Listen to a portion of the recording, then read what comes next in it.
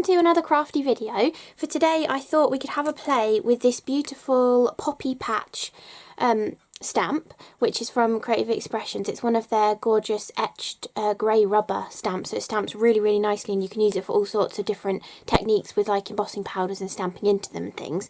But I wanted to play with a few colours of Distress Oxides, and then I've got this idea of trying to make a bit of texture between the colours using some bubble wrap, and then sprinkling on some copper embossing powder to some areas as well, and then possibly using the leftover ink that's on the stamp, spraying it to get a watercolour-y effect, and sprinkling in some Pixie sparkle.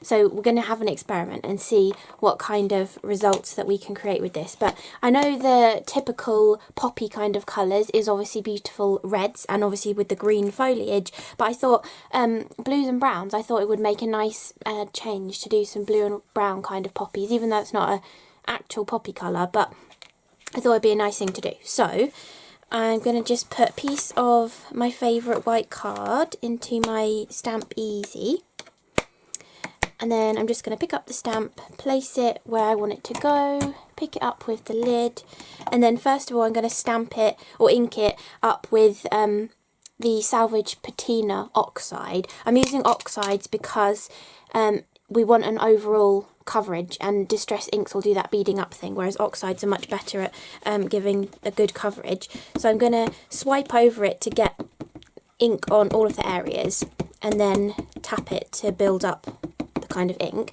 And first of all I just want to make a really nice solid layer of the Salvaged Patina, so I'm going to do it twice and possibly do the stripes or the swiping in the opposite direction, so we get a nice really solid kind of impression.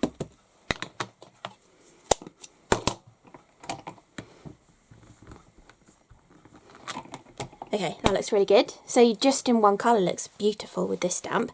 Then I want a piece of scrap paper, and I'm just going to stamp off some of that ink so that it's not going to contaminate my blueprint sketch ink pad. Then I want to take the blueprint sketch, and I know what I want to do is tap some bubble wrap into this to create texture, but I know it's not going to give a proper texture. It's going to be very subtle, but it's basically I just want to remove a little bit of the ink in random areas so some of the Salvaged Patina shows through.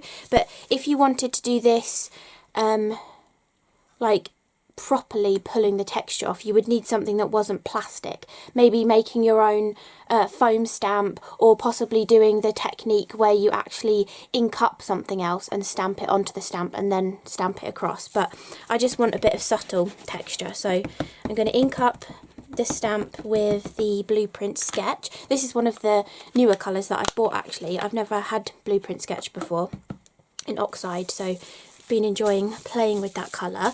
And I'm just going to stamp the bubble wrap on there, and then also press it off onto here as well.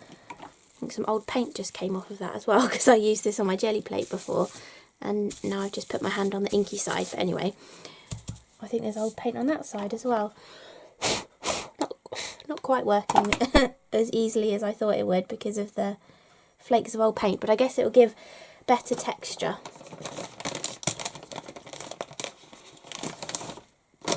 I'll just clean my hand.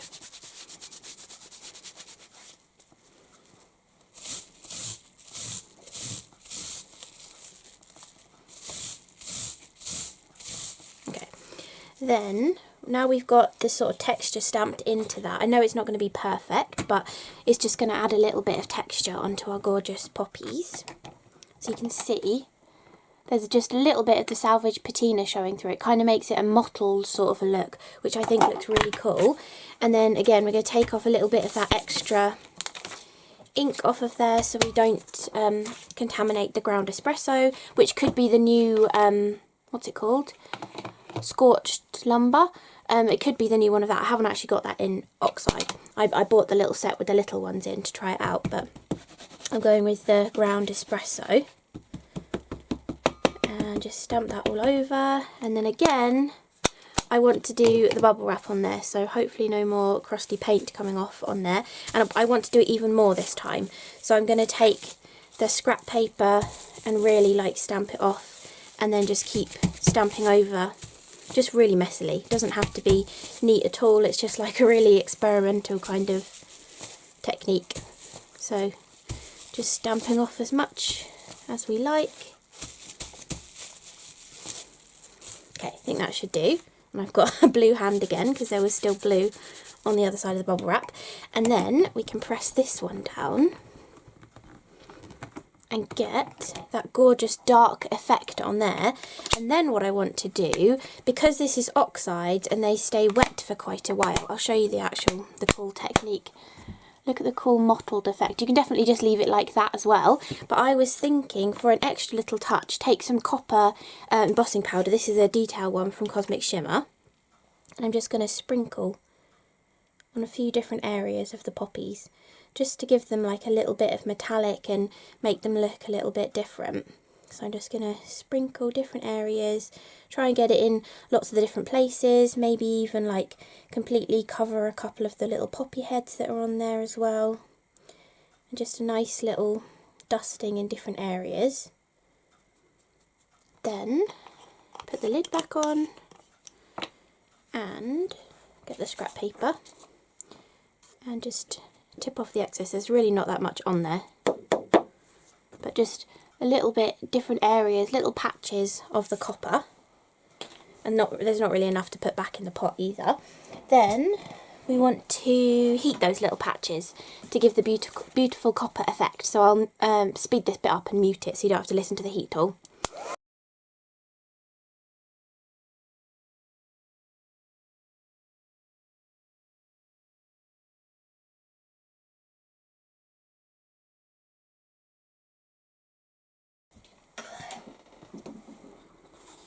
And there we go, we've got beautiful little touches of copper on the poppy. So I thought that would be a really cool kind of technique. I really like layering up colours like that, and I think it's much easier to kind of do that with a rubber stamp, because you don't have the problem of, you know, with a photopolymer stamp, sometimes they're a bit sticky and they try and lift up the card and then it's not quite in exactly the same position and things like that. I just find this kind of technique is very good to do with a rubber stamp, and these beautiful poppies are absolutely fantastic. There's 4 different florals in this collection. There's also daffodils, and then what are the other 2? I think these are like harebells and foxgloves perhaps, and then you have the beautiful daffodil one in there as well. So there's lots of different ones in this little collection to do this kind of a technique with if you wanted to, but I thought the poppies have got quite a lot of nice open areas and sort of went with this colour scheme that I wanted to go with. But then we still have some ink left on there. So what I want to do now is get another piece of card. This is actually the cut to the right size of my card blank. This one I went on an A5 piece and did it the opposite way, just so it was a bit easier for handling. But this time I want to make sure I want this to be on just sort of one side of my card blank, sort of like that, I think. So I'm just going to hold this into position and then use my magnets to hold that down. I don't really need the round one there. That should work. And then because we've still got beautiful ink on here, if you take a really light misting spray bottle, so this is just a really cheap one that I bought when I wanted to decant some of my botanical stains into some spray bottles, and I just keep this one on my desk for when I want a really fine mist of water. This woodware one is fantastic for a fine mist, but because it has that like pump action continuous spraying mechanism inside it, it's going to put out way too much water than we want to do this technique. So that's why I'm going for a little tiny one like this so I can control it. And all I want to do is just spray over it. You can do as much or as little as you want really. It's just going to dilute the colour a bit more if you add more water. And then I'm hoping we'll get a little bit of all of the different colours, and we'll also get that beautiful oxidised look as well. Yeah, that's beautiful. So you've kind of got the browns, but you've got hints of the blue and turquoise in there too. And then I thought whilst that is still wet, we can take some Sandstorm Pixie Sparkle, which is a very light goldy yellowy kind of colour. You could use the molten gold as well if you wanted to. That hasn't got a yellow tone to it, but it has the beautiful sparkles of a golden kind of colour. And then I just wanted to tap this where there's those big puddles, where you know where you kind of pull the stamp off of it and you get that like suction sort of area, where you get those kind of puddly bits whenever you're doing like a watercolory stamping technique. I thought if we just tip some Pixie sparkles into those areas, we can get some beautiful sparkly pieces onto our actual stamped image. So I'm going to leave that to dry.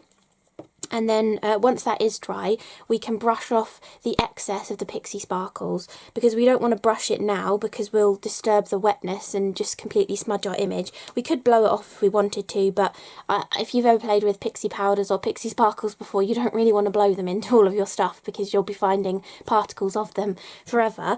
So I'm going to leave that to dry, and then once it is, I'll come back and finish off both of the cards.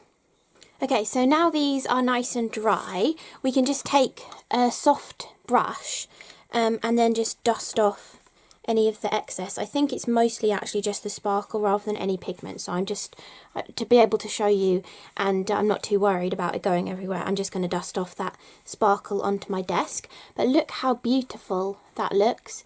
Just the randomness, because you just sprinkled it into the sort of wet areas and it just clung even to any of those little wet patches. So I love that look, and it's a similar or slightly different take on the Poppy version, or on the other Poppy version with the copper powder. So you can kind of go not needing a heat tool with using your Pixie sparkles, or if you have a heat tool, then embossing powders work really nicely. So you can kind of mix it up, and also this is very crisp and this is very watercolory, so you can mix that up as well.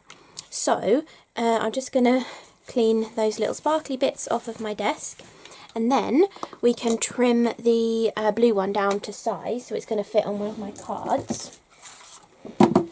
So this stamp is designed more for A6 cards, but I like to make more of an A2 proportion card, so whether you're in the UK or the USA or anywhere else in the world, it will fit an A6 card perfectly. But to make it fit an A2 card really nicely, all you got to do is just chop off the bottom a little bit, and then it works really, really nicely for an A2 card as well.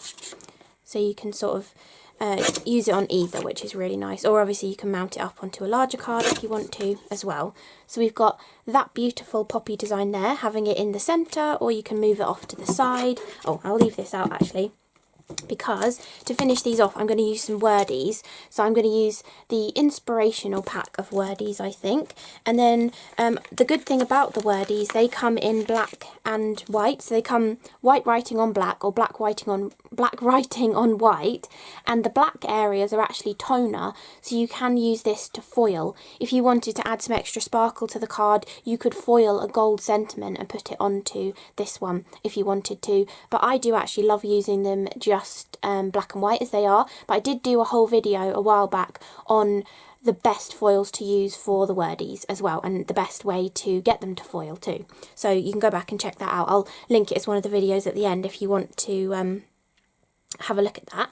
So I think because poppies are always to do with Remembrance Day, remember this moment, I reckon that would be quite a nice sentiment to put on one of these poppy cards. So I just line them up with my guillotine. You kind of get used to your guillotine and where it cuts compared to like the plastic guide on there. So, you know, do whatever you feel happy with. I did used to in the beginning just cut them with my long bladed pair of scissors, but I do tend to go for the guillotine now because I can cut the whole strip in one go rather than like snipping out one little sentiment at a time. So I'm going to go remember this moment, and I want it to come in from the side of the card. So I'm going to give it a little tail on this end, and then I think I'm going to just stick that on just like that. So it's really simple, a really, really simple card. And then for this one, do we want black on white again, or do we want white on... No, I think black on white. We could do Good Things Take Time, because flowers take time to bloom. So that would go with a flower. Yeah, I think there we go then. And this one I'm going to do coming in from the other side of the card. So really, really simple, just to finish these off. So a lovely, quick and simple kind of technique for some different kind of cards, and maybe a slightly mixed media-y feel for the kind of cards, because you've used multiple different colours of ink, you've created a mottly kind of effect, and you sprinkled embossing powders on, and then you've also gone very watercolour-y with the Pixie sparkles for a little bit of sparkle on there as well. So what I'm going to do is just put one of those Wordies on either side, and I'm going to just do it flat actually, so that it's a pretty clean and simple kind of a card. So we can just stick that one on there. Good things take time, and then this one says, remember this moment.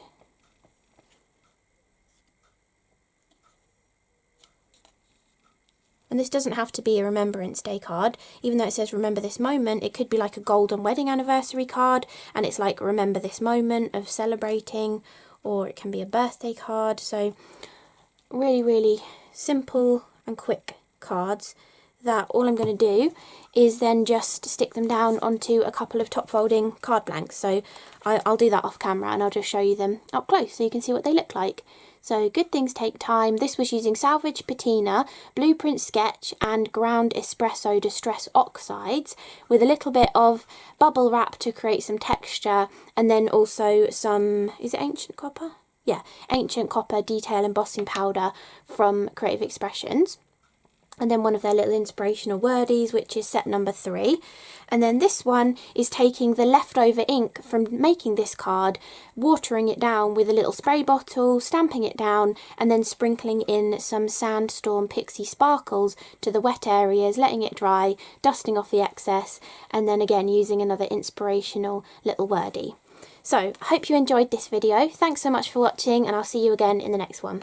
Bye!